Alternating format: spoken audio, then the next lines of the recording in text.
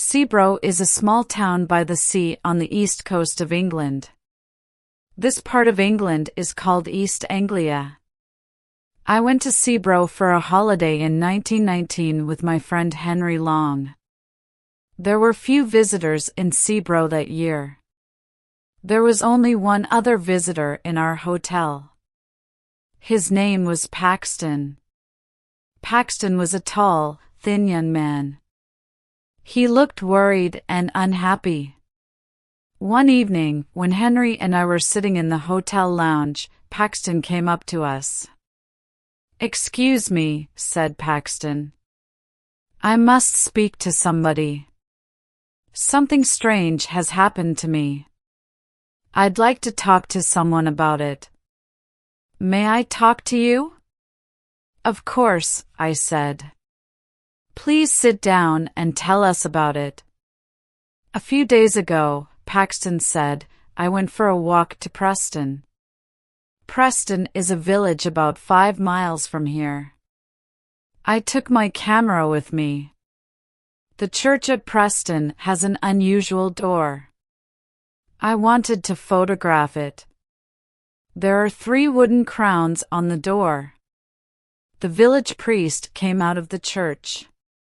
I asked him about the 3 crowns on the door. The priest told me a strange story. "Many years ago," said Paxton, "Anglia was a kingdom. The last king of Anglia died over 1,000 years ago. When he died, his 3 crowns disappeared. The people believed that the crowns were magic.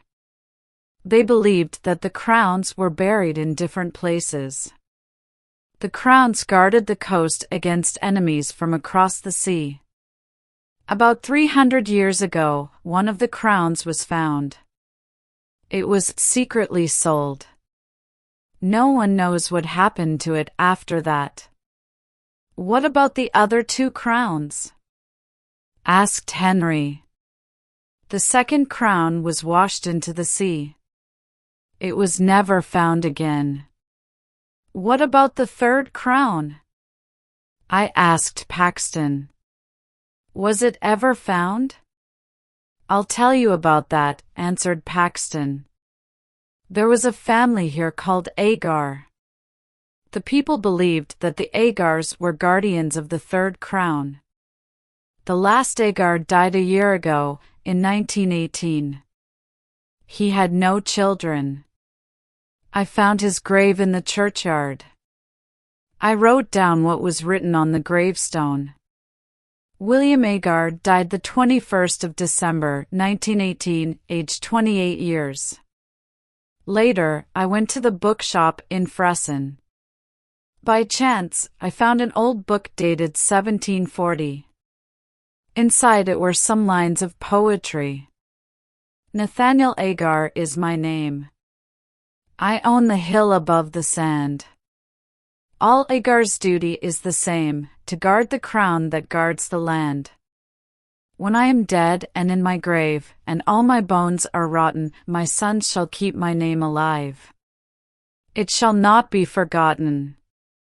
I bought the book and walked back towards Seabro. I found the house where William Agar had lived. The house is halfway between Fresson and Seabro. Above the house is a small hill. There is a circle of trees on top. I knew that this was the place. "The place for what?" I asked. Henry and I were becoming tired of this long story. "The place where the crown was buried," said Paxton. "And did you find this crown?" I asked in a tired voice. Paxton's answer surprised us both.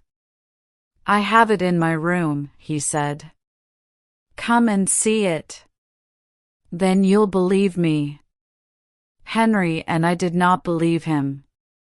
We thought that Paxton was not telling the truth.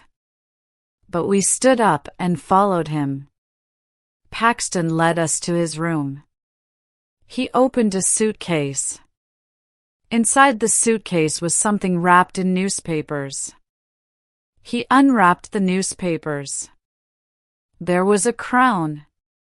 The crown was made of silver. It was a circle of metal with 4 jewels. I put out my hand to touch it. "Don't touch it!" Paxton cried and held the crown away from us. "Why not?" I asked in surprise. "We won't take it from you." "I'm sorry, Paxton." It's because he looked around the room in a strange way. "Since I took the crown, I haven't been alone." "You haven't been alone," Henry said. "What do you mean?" Then Paxton told us more of his story. "After I'd been to Ager's house, I came back here. I got a spade and a lantern. When it was dark, I went back to the hill above the house. I started to dig a hole at the top of the hill, in the center of the circle of trees. As I was digging," Paxton went on, "I was sure someone was watching me. Once I thought I saw someone, but I wasn't sure. The person was always behind me. Once I felt someone pulling my coat. But then I found the crown. At that moment, I heard a terrible cry behind me." "Who cried out?" I asked. "I couldn't see anyone," Paxton answered. "But I think I know."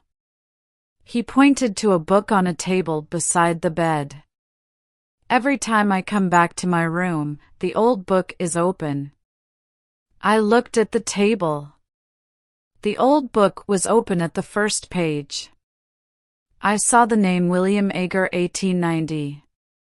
"So you think that William Ager is following you?" I said. "But William Ager is dead." "It's the ghost of William Ager," said Paxton. "He won't leave me alone. He wants the crown, but he isn't strong enough to take it from me." "And what will you do with the crown?" I asked. "I'm going to put it back," said Paxton. "If you put it back, will William Ager's ghost leave you alone?" I asked. "I don't know," said Paxton. "But I must try." I saw that Paxton was very, very frightened. "Then we shall help you put it back tonight," I said. As I spoke, a shadow moved in the room. Paxton saw it and looked terrified. That night, as we left the hotel together, I spoke to the hotel porter. "It's a warm night," I said. "We're going for a walk. We may be back very late." "I'll wait for you, sir," said the porter. "I won't lock the front door until you return." "The other gentleman isn't staying in the hotel, is he?"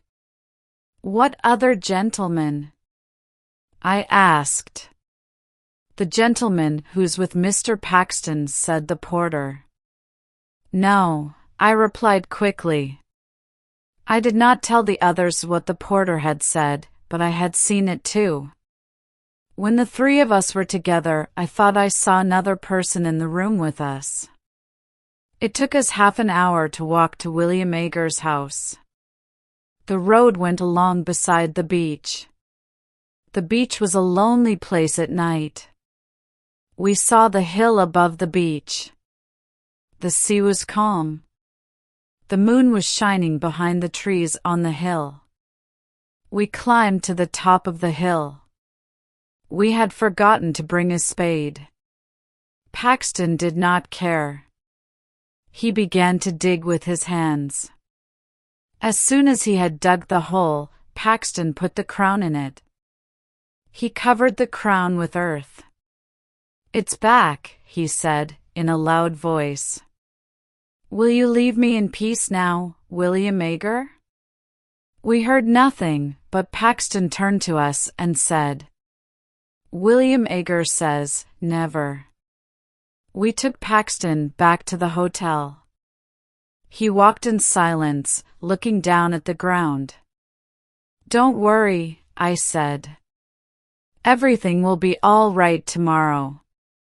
We'll put you on a train to London. As soon as you're on the train, you'll forget all about this.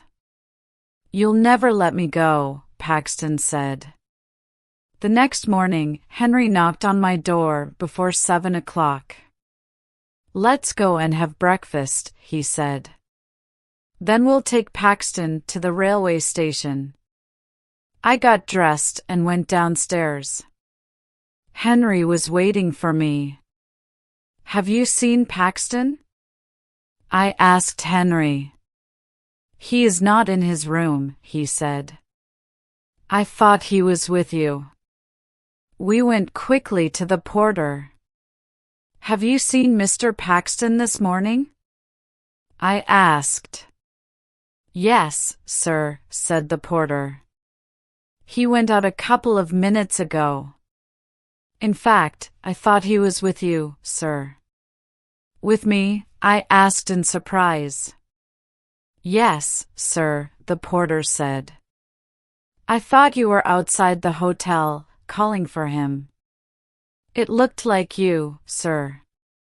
But I was reading the paper. Something strange happened at Fexton yesterday. What happened? I asked. A grave was opened at the church, the porter said. The bodies disappeared. Whose grave was opened? I asked. A man who used to live here, the porter replied. Strange man called William Ager. Henry and I ran outside. Paxton was on the beach. He was walking quickly and waving to someone. We could not see who he was waving to. There was a thick mist coming from the sea. As we ran after Paxton, the mist became thicker. In a few seconds, we could not see Paxton. But we saw his footprints in the wet sand. The marks of his shoes were clear. There were other marks in the sand. They were made by someone who was not wearing shoes. The marks were strange. They were the shape of feet. But they were feet without flesh, only bone. We called Paxton's name. We thought we heard Paxton call our names. Then we heard a long and horrible scream. I shall never forget the sound of that scream in the mist. We stopped. We were afraid.